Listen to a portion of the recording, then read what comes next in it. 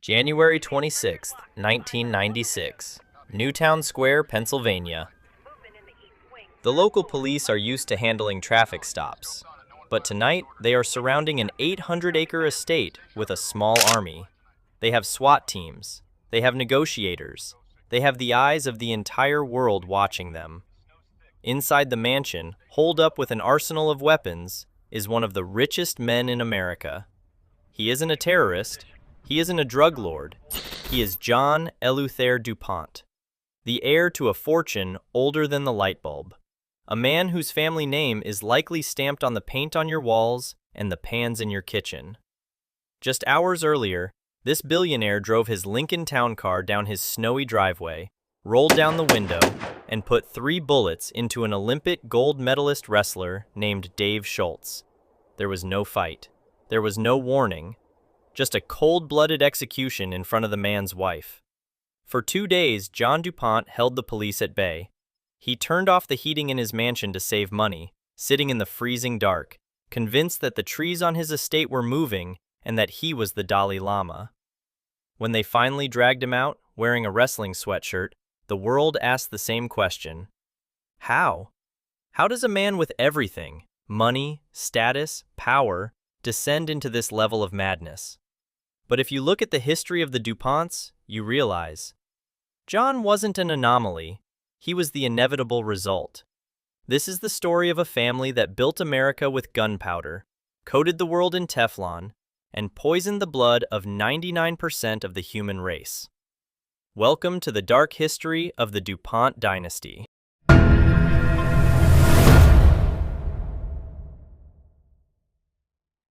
To understand the madness, you have to understand the pressure. The DuPonts didn't start as American tycoons. They started as French refugees. They fled the French Revolution in 1799, escaping the guillotine by the skin of their teeth. They landed in Delaware with nothing but a name and a recipe for gunpowder. Eleuthère Irénée DuPont noticed that American gunpowder was garbage. So, he built a mill on the Brandywine River. He was obsessed with quality, he was obsessed with safety, and he was obsessed with control. By the Civil War, DuPont was supplying half the gunpowder to the Union Army. By World War I, they were supplying 40% of the explosives used by the Allied forces. They weren't just a company anymore, they were the merchants of death. But to keep this massive fortune intact, the family became a closed loop. They built high walls around their estates. They married each other, first cousins marrying first cousins, to ensure the shares didn't leave the family. But while the inbreeding kept the money close, it may have planted a ticking time bomb in their genetics. And as the wars ended, the family realized that blowing things up had a limited market. They needed to pivot. They shifted from destruction to creation. Better living through chemistry, they called it. They gave us nylon, rayon, lycra. But their greatest invention would become their darkest secret.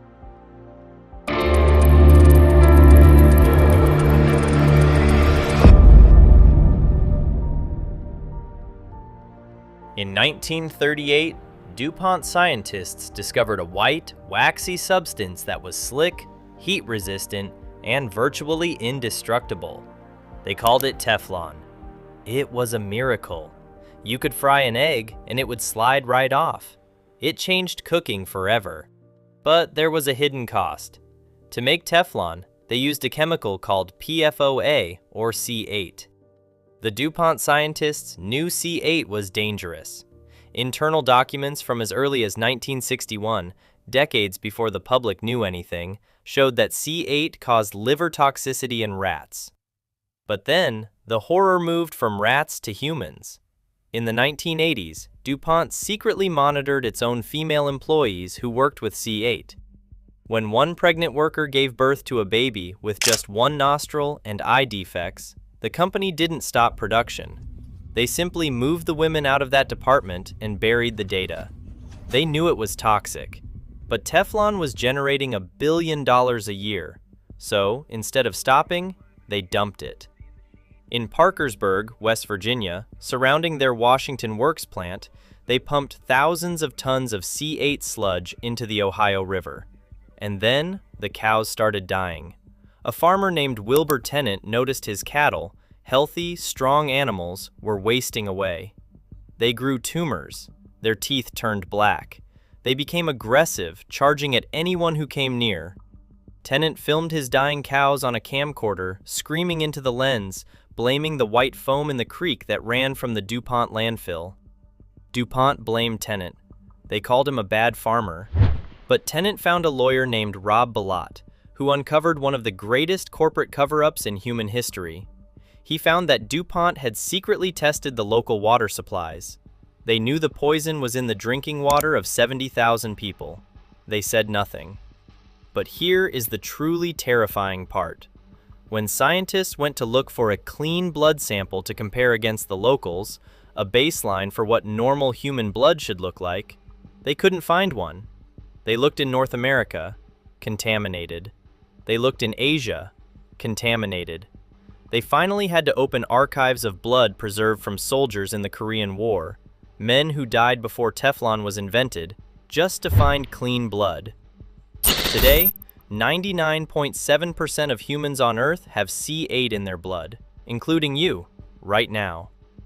While the corporate side of the family was poisoning the world for profit, the heir to the throne was poisoning his own mind.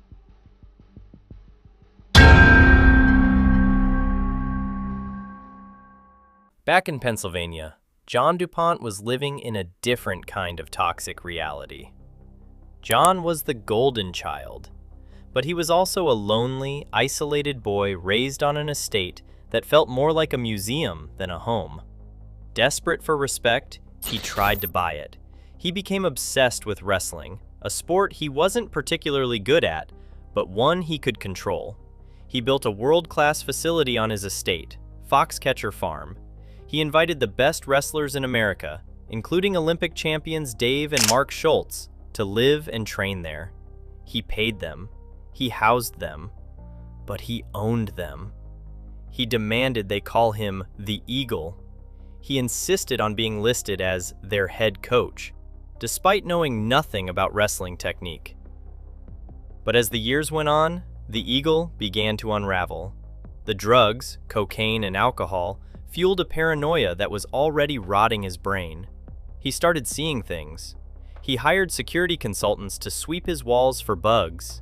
He drove his tanks, yes, he owned actual tanks, around the property, destroying his own fences. He became convinced that the rocks on his property were spying on him. He told people he was a Russian czar. He told others he was the Dalai Lama. And in the middle of this madness was Dave Schultz. Dave was everything John wasn't. He was a natural leader. He was beloved. The wrestlers at Foxcatcher looked up to Dave, not John. John's jealousy turned into hatred. He saw Dave not as a friend, but as a rival for the affection he felt he had bought. On that freezing day in January 1996, the snap finally happened. John du Pont, the philanthropist, the stamp collector, the heir to the American dream, decided that if he couldn't own the respect, he would destroy the source of it. He shot Dave Schultz in front of his wife, Nancy. After the standoff, John's defense team tried to plead insanity. And to be fair, he was insane. But the jury saw something else. They saw a man who was used to doing whatever he wanted, whenever he wanted, without consequences. A man who thought his name was a shield against the laws of God and men. John du Pont became the richest man ever convicted of murder in the United States. He died in prison in 2010. A sad, lonely end for a man who had the world at his feet. The DuPont family is still one of the wealthiest in America. Their company has merged and split, rebranded into names like Chemours and Dow DuPont, trying to wash away the stains of the past. But the stains remain. They are in the water in West Virginia. They are in the soil at Foxcatcher Farm. And yes, they are in your blood. The story of the DuPonts is the ultimate American paradox. On one hand, their genius built the modern world. Without them, we wouldn't have the materials that define the 20th century. But on the other hand, their story asks a terrifying question. What happens when a family becomes so powerful that they stop living in the same reality as the rest of us? Whether it's a lonely heir shooting a wrestler because he can't buy his friendship, or a boardroom of executives deciding that poisoning a town is just the cost of doing business. It's a darkness that money can't scrub clean. John D. Rockefeller said God gave him his money. The DuPonts didn't need God, they had chemistry. And in their lab, they tried to play God. But as Wilbur Tennant learned, and as Dave Schultz learned, when you play with elements you don't understand, eventually, everything explodes. If you thought the DuPonts were disturbing, wait until you hear about the Kennedys. The Camelot curse wasn't bad luck. It was a series of cover-ups that make Foxcatcher look like a fairy tale. Click the video on screen now.